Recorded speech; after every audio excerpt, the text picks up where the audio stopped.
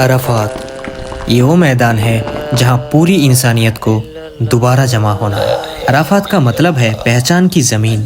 کہتے ہیں کہ دنیا میں بھیجے جانے کے بعد حضرت آدم علیہ السلام اور حوا علیہ السلام نے اسی جگہ پر ایک دوسرے کو پہچانا تھا۔ شاید اسی لیے عرفات صرف ایک جگہ نہیں ہے، یہ وہ مقام ہے جہاں انسان اپنی کمزوری، اپنی خطا اور اپنے رب کی عظمت کو پہچانتا ہے۔ اسی میدان میں جبل رحمت موجود ہے، یعنی رحمت کا پہاڑ۔ روایت میں آتا ہے کہ اسی جگہ حضرت آدم علیہ السلام کا توبہ قبول ہوا تھا اور حضرت آدم علیہ السلام اور حوا علیہ السلام کو دوبارہ ملایا گیا تھا، اور اسی لیے رسول اللہ صلی اللہ علیہ وسلم نے فرمایا الحج العرفہ، یعنی حج تو عرفات ہی ہے۔ اور آج بھی لوگ اسی میدان میں کھڑے ہو کر اللہ سے معافی مانگتے ہیں، سفید احرام میں، بنا کسی سٹیٹس کے، بنا کسی تکبر کے، جیسے قیامت کے دن ہر انسان اپنے رب کے سامنے کھڑا ہوگا۔ عرفات ہمیں یاد دلاتا ہے کہ ایک دن ہم سب کو بھی اللہ کے سامنے اسی طرح کھڑا ہونا ہے، اکیلا، صرف اپنے اعمال کے ساتھ۔ اور کیا آپ کو پتا ہے کہ اسی عرفات کے میدان میں رسول اللہ صلی اللہ علیہ وسلم نے اپنا آخری خطبہ دیا تھا، ایسا خطبہ جسے آج بھی دنیا یاد کرتا ہے۔ حجۃ الوداع کا آخری خطبہ تھا، عرفات کا میدان تھا، اور اسی دوران قرآن کا ایک عظیم آیت نازل ہوئی، الیوم اکملت لکم دینکم و اتممت علیکم نعمتی و رضیت لکم الاسلام دینا۔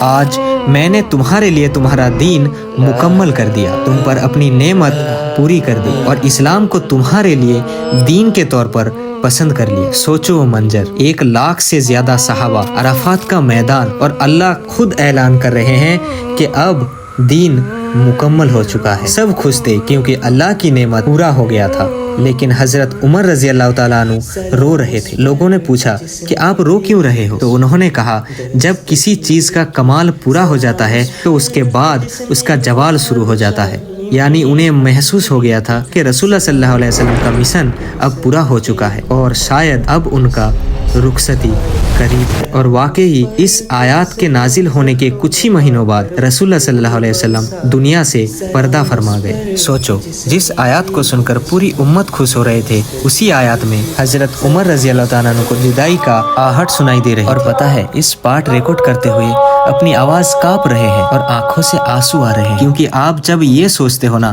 کہ رسول اللہ صلی اللہ علیہ وسلم 23 سال تک کتنی تکلیفیں دیکھا، کتنا مذاق سہا، کتنا قربانیاں دی، صرف اس لیے تاکہ دین ہم تک پہنچ سکے، اور پھر ایک دن اللہ نے خود کہہ دیا کہ آج میں نے تمہارے لیے تمہارا دین مکمل کر دیا، جس کے کچھ ہی مہینوں بعد یہ امت ان کے بغیر تنہا رہ گئے۔ یہ سوچ کے دل بھاری ہو گیا کہ کبھی کبھی قرآن کی کچھ آیاتیں صرف پڑھی نہیں جاتے، یہ دل کے اندر اتر جاتے ہیں، اور شاید سورہ مائدہ کی یہ آیات انہی میں سے ایک ہے۔